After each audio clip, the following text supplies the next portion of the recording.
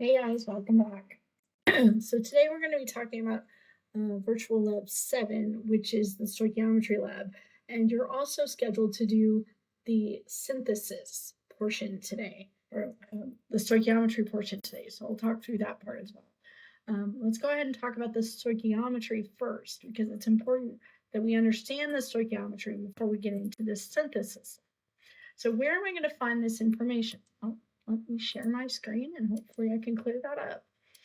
When we go into our course documents, under exam 1, what you'll find is when we get to stoichiometry, there is a stoichiometry lab information section. In this, there is some stuff from the WebEx session for this, i.e. some notes that would have been given through the WebEx if we were actually physically doing this. And then there's the post lab for the stoichiometry. Okay. What you'll see here are the exact questions you're going to get asked for this post lab in ALEKS. Okay, so you're expected to do all of the work using the numbers that are here on this piece of paper. You'll turn this piece of paper into the assignments, post lab stoichiometry. Okay, and then you will enter your answers into the post lab on ALEKS. Okay, so the answer should go there, the work should go into the Dropbox and D2L. That way I have both. I can give partial credit if I need to, and I can see the work that you did. Okay, and remember that work is really important when we do this, and that your units need to be included with every calculation that you do. So that's the stuff about the stoichiometry lab. Okay, so that's where you'll find it. That's where you'll do all your stuff. Now, when we talk about the synthesis lab, I've had people who have had problems with this question. What order do we do these calculations in? So they've given me a couple of pieces of information here. And it says that I need to predict what the volume in milliliters of calcium chloride needed to produce 2 grams of calcium carbonate. Okay, that's not so bad. What are we talking about? So I want to make 2 grams of calcium carbonate, right? So I take and convert from grams of calcium carbonate to moles of calcium. And I do that using the molecular weight. I'm not going to tell you whether you multiply or divide. You have to figure that out by using the conversions. Okay? We go from moles of CaCO3 to moles of, oops, I have an extra step. From moles of CaCO3 to moles of CaCl2, and from the moles of CaCl2, then we go to liters of CaCl2, and then to milliliters of CaCl2. And the reason that we do that, we always go from whatever we're in to moles. And then, so when in doubt, convert to moles. We convert to moles of our starting material, and then we convert to moles of our ending material, or what we need to know information about. And from there, we have to determine what we need to do to figure this out. Are we looking for mass, in which case we use a molecular weight? Or am I looking for a volume, in which case I use the molarity? Okay, so that's the molarity step here. Remember that molarity, M, is moles per liter. Okay, so if this is a 0.2 molar, which they've said it is, it's a 0.200 moles of CaCl2 per liter of CaCl2. Okay, so I can, once I've gotten 2 moles of CaCl2, I can divide by that number to get liters of CaCl2. And then from liters, I can go to milliliters.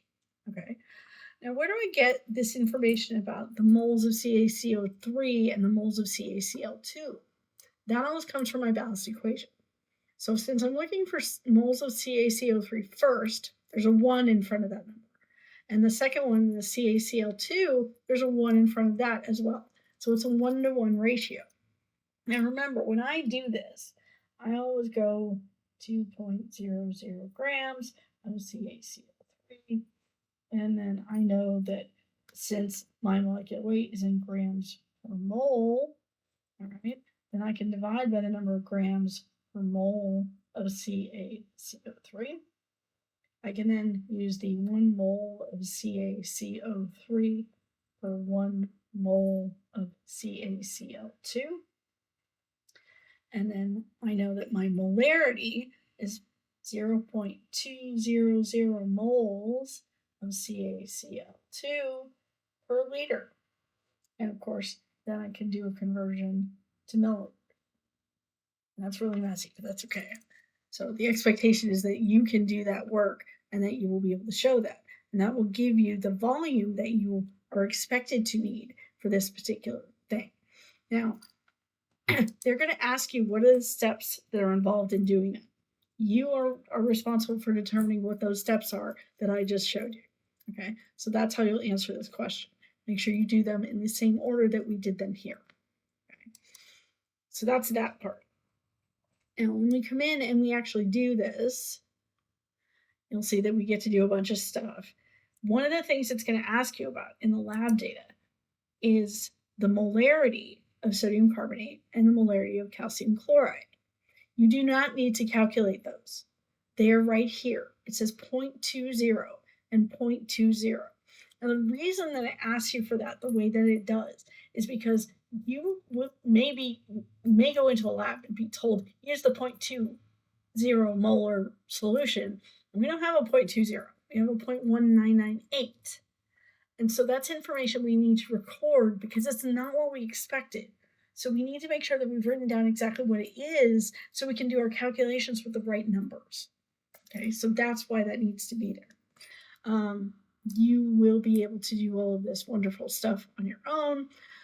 One of the things that they're going to say to you when you've done this is place it on the benchtop to cool, and then the next step we turn on the vacuum, and then we move all the stuff in there. And then it says, turn on the oven to heat the sample, remove the sample from the oven and place it on the bench to cool, weigh the filter paper and precipitate, record the mass in my notes. And you'll see that I had to do this like 4 times. And the reason I had to do it 4 times is because it wasn't a constant mass the first few times that I did it. So I'm going to ask you now, why are we doing this? Why are we putting that sample in the oven? What is our purpose? Well, my thought is that our purpose is to remove the DI water that we used to get it into the funnel. We need to get rid of that water. Why? Because if I don't get rid of all of the water, then my mass will be artificially high. And if that mass is artificially high, then when I go to calculate my percent yield is going to be artificially high as well, because that number that I've calculated is higher than it should have been. Okay, so we need to be aware that these things have to happen for a reason. There's a reason that we're doing them the way we're doing it. This isn't just to annoy you. I will tell you that this is the exact same procedure that we use in the physical lab. And so this lab takes forever, okay, because we have to heat it up and let it cool, and heat it up and let it cool. And I'll let you sit through the timing, but it does take forever. Okay. So then you're going to calculate a percent yield. Now, when you calculate a percent yield, you're going to have to do that using the mass that you expect to make from this. Now, based on the numbers that I have here, I can see that one of these 2 solutions has a smaller volume. They're the exact same molarity, so whichever one is a smaller volume is my limiting reactant. Remember, limiting reactant is the one that determines how much product I can actually make because there's not enough of it to make any more. Okay, so that determines what I'm actually going to have to work with. I can calculate from that milliliters of sodium carbonate. I can go from milliliters of sodium carbonate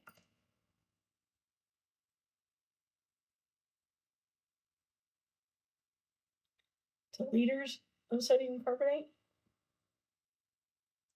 From liters, I can go to moles using the molarity. For moles of Na2CO3, I can go to moles of CaCO3, which is the product that I'm attempting to make. And then for moles, I can go to grams of CaCO3 using the molecular weight. So again, this is a conversion This one is using the molarity. This is the molar ratio. And this one is the molecular weight. I'm not going to show you which direction to put those. I expect you to do something similar to this to show me which one is which. Okay. The reason that I set this up the way that I do is because as long as the units cancel, then things are good. So I cancel my grams with the grams. I cancel the moles with the moles, because that's moles of CaCO3. I cancel the moles of CaCl2 with the moles of CaCl2 down here. I cancel the liters with the liters, and that leaves me with an answer in milliliters, which is what I'm looking for, and that's milliliters of CaCl2. Okay, so my units that I've put here are to guide me through to know whether to multiply or divide. Okay, so as long as the unit is where it's supposed to be, then it should work. So again, when we talk about that being 0.200 moles of CaCl2 per liter, the 0.2 always stays with the moles. So if I want the moles on the bottom and the liters on the top, then I have to have that 0.2 on the bottom. Okay, so that's what we're talking about there. So that should give you the mass that you would expect to make. Once you have an expected, we call this the theoretical yield, because it's what we make in theory. We never make that much, but that's what we make in theory. When we have our theoretical yield, we take our actual yield, so the mass that we measure through this process, okay, put that over theoretical yield, multiply that by 100, and that gives us our percent yield. Okay. Now there are a number of different calculations that we do in the laboratory. Theoretical yield, percent yield, yada, yada, yada. This will walk you through how to do all of those calculations. So just in case you get lost, this will walk you through exactly what to do. We do calculate percent yield fairly often. We also calculate something called a percent error. That's a different calculation. So be aware that both of them exist. I think that's everything you're going to need for both parts of this. Okay. And again, I think I've walked you through the weirdness that most people, the places where people trip up. So I hope that takes care of it. Remember to write down your steps for how you did what you did. That way, when you get to the post lab, you'll know exactly what to do. All right, guys. Thanks for joining me again, and I appreciate it, and I'll talk to you guys later.